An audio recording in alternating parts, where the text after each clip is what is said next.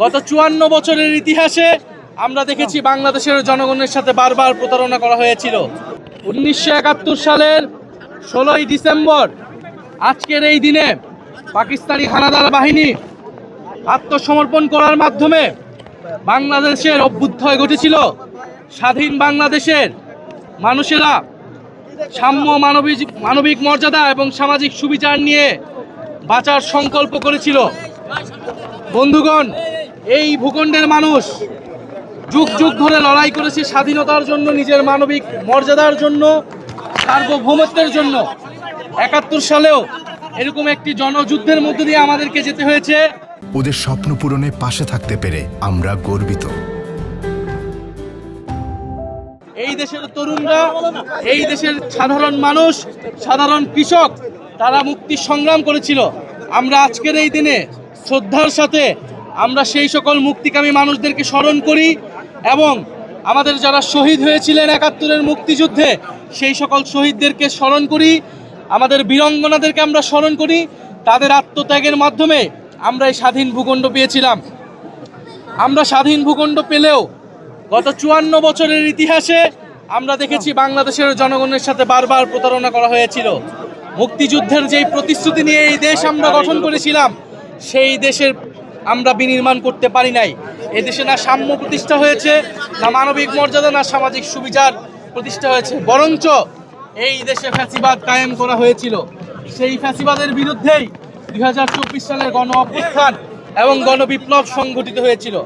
আমরা মনে করি ৪৭ থেকে ৭১, ৭১ থেকে ২৪ যে ঐতিহাসিক লড়াই এই বঙ্গ জনপদের মানুষ করেছে, সেই লড়াই উদ্দেশ্যে আমরা সেই লড়াইকে ধারণ করে সামনের দিকের বাংলাদেশ আমরা বিনির্মাণ করতে চাই। আজকে ১৬ই ডিসেম্বর বাংলাদেশের মানুষের প্রতি আমাদের বার্তা হলো, যারা পতিত শক্তি, ফ্যাসিস্ট শক্তি, তারা বাংলাদেশকে অস্থিতিশীল করার জন্য নানান অপচেষ্টা চালাচ্ছে, নির্বাচনকে বানচালের চেষ্টা চালাচ্ছে। বাংলাদেশের মানুষ এখন চাই স্থিতিশীলতা, আইন শৃঙ্খলা, স্বাভাবিক পরিবেশ। আমরা সরকারের প্রতি বারবার বলেছি, ওসমান হাদিকে যারা হত্যা করেছে, তাদেরকে যারা হত্যার চেষ্টা করেছে, গুলি চালিয়েছে, তাদেরকে এখনো গ্রেফতার করতে পারে নাই এই সরকার। আমাদেরকে আমাদের নিরাপত্তা নিজেদেরকেই নিশ্চিত করতে হবে। ফলে জনগণের মধ্যে আমাদের সেই সংগঠন লাগবে। জনগণকে আমরা আবার আহ্বান জানাবো, ৫ই আগস্টের পরবর্তী সময়ে আমাদের নিজেদের নিরাপত্তা আমরা নিজেরাই নিশ্চিত করেছিলাম। তখন কোনো সরকার ছিল না, পুলিশ ছিল না। বাংলাদেশ সেই পরিস্থিতির দিকে যাচ্ছে।